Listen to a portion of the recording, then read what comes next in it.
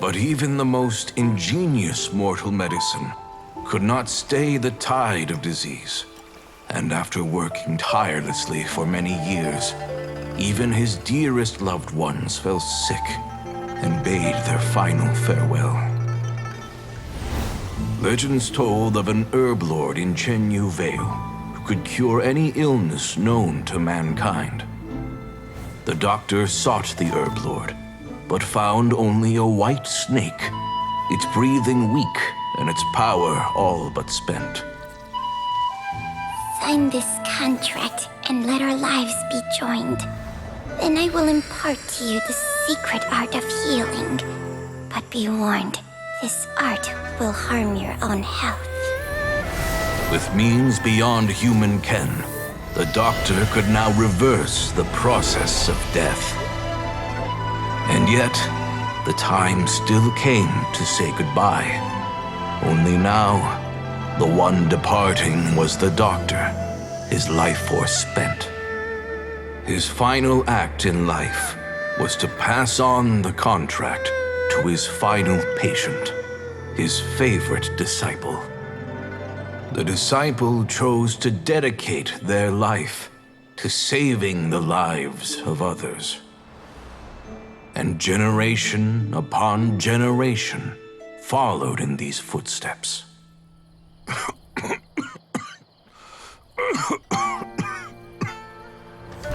Since I inherited this contract, I've always respected the path taken by my predecessors and followed it myself unquestioningly. That is, until I tried to use the art to save my own disciple's beloved. She begged me not to use up my own life force. She said that this art is a poisoned chalice, an evil and unnatural practice. She did not wish to sacrifice one life for the sake of another, when both were lives she treasured. Only then did it occur to me, did I not suffer when my master passed away, just as patients' families do at their loved one's deathbed? Are not the lives cut short by this contract just as worthy of saving as any patients? What is this contract to us? Medicine or poison? Alas, I no longer have enough time left to find the answer. I entrust to your care both Changsheng and this final question. May you find a remedy for this conundrum, which has ailed us so. Time and again, no matter how much I try to warn them or balance their chi, I can never save them. And you? What's your answer? If I abandoned the contract and left you without a host, what would happen? I suppose I'd spend my final moments taking a nice nap on Mount Yaojin. Then I'd be reunited with my old friends and your predecessors. Then it's decided.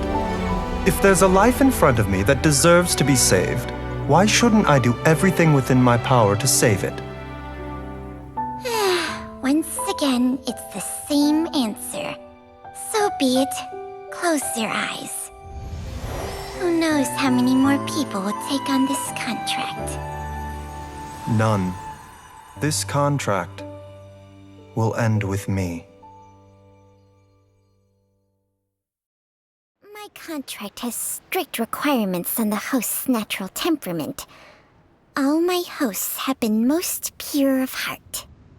But when one with an altruistic nature gains access to this art, they are more seduced than the average person by the miracle of overturning the laws of life and death.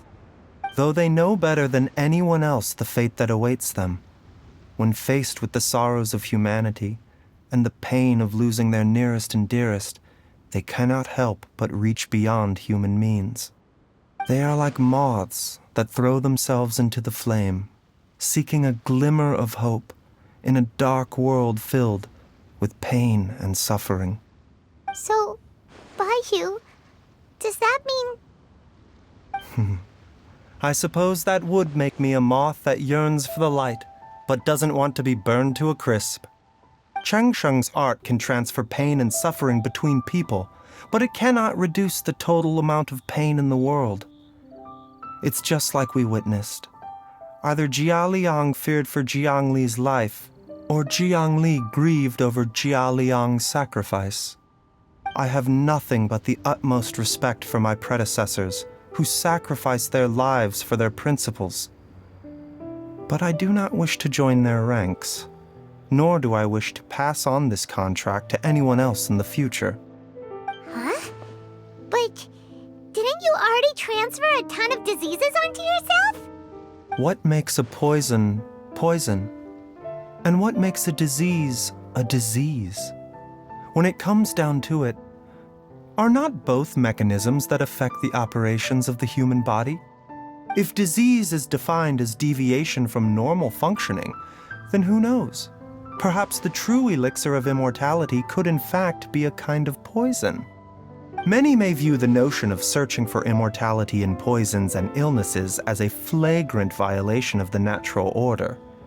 But to me, it is no different from the way our ancestors tested the medicinal qualities of herbs by sampling each and every one. I don't want those who come after me to lose their lives to this contract. Nor do I wish for Cheng Sheng to perish from losing her host. This leaves only one solution, doesn't it?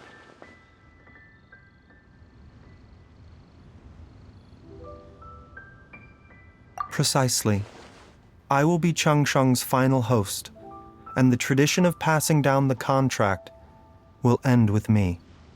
Even the gods of old struggle to achieve true immortality.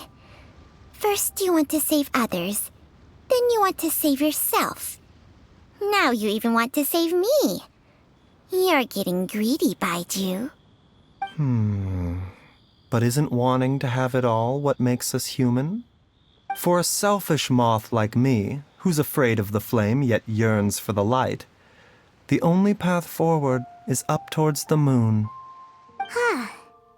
For once, Paimon just does not know what to say. Dr. Baiju, Traveler, what are you still chatting about? The food's about to get cold. We also have coconut milk for Changsheng and Paimon. Okay, fine. Let's go grab some food. Paimon has a bunch of burning questions, but they can wait till after we've eaten.